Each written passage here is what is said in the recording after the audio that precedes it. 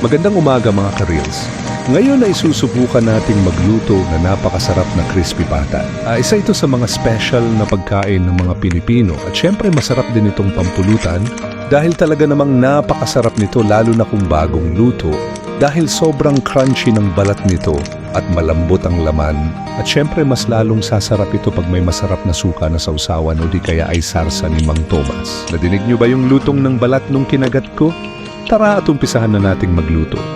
Lulutuin natin ang pata sa pressure cooker ng mga 30 minuto na may sahog na asin, bawang, paminta at laurel. Tara lutuin na natin.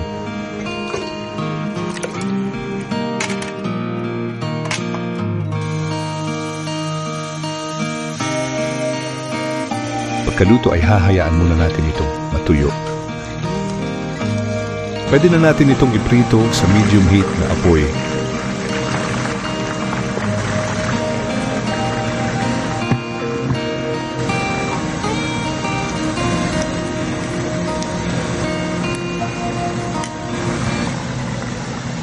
At syempre gawa din tayo ng masarap na sausawan.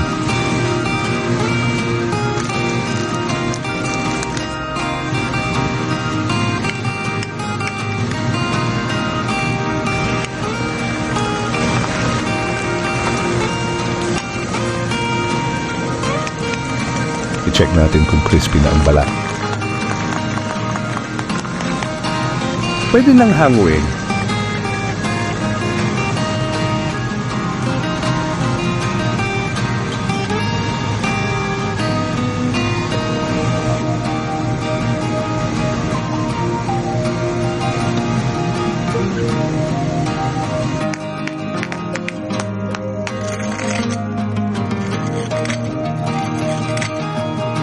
Tikman na natin mga ka-reels.